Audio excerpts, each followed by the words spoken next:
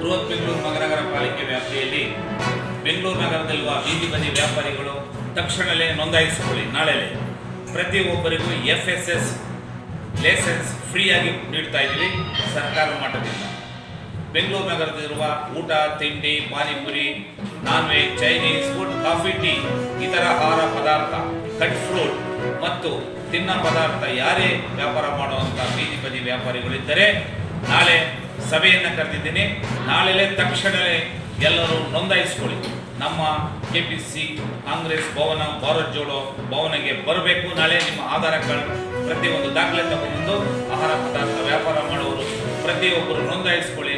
ನಿಮಗೆ FSS certificate ಫ್ರೀಯಾಗಿ ನೀಡ್ತಾ ಇದ್ದೀವಿ. ಕರ್ನಾಟಕ ಸರ್ಕಾರದ ಆಹಾರ ಮತ್ತು ಆರೋಗ್ಯ ಇಲಾಖೆ, ಕಲ್ಯಾಣ ಇಲಾಖೆ, ಸಮಾಜ ಸಚಿವರು ಮಾನ್ಯ ದಿನೇಶ್ ಗುಂಡೂರಾವ್ ಕಡೆಯಿಂದ ನಾವು ಸರ್ಟಿಫಿಕೇಟನ್ನು ಮತ್ತು IAS ಆಫೀಸರು ಮತ್ತು BBMP ಆಯುಕ್ತರ ಒಂದು ಕಮಿಷನರು ನಿಮಗೆ ನಾವು ತಲುಪಿಸಿದ್ದೀವಿ.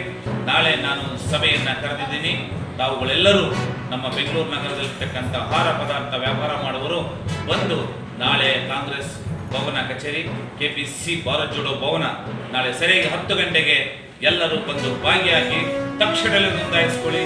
ನಿಮಗೆ ಫ್ರೀ ಸರ್ಟಿಫಿಕೇಟ್ ಅನ್ನು ನೀಡ್ತಾ ಇದ್ದೀವಿ ಗೌರ್ಮೆಂಟ್ ಕಡೆಯಿಂದ ಹೇಳಿ ತಮಗೆಲ್ಲ ತಿಳಿಸ್ತಾ ಇದ್ದೀನಿ. ರಂಗಸ್ವಾಮಿ, ರಾಜ್ಯಾಧ್ಯಕ್ಷರು.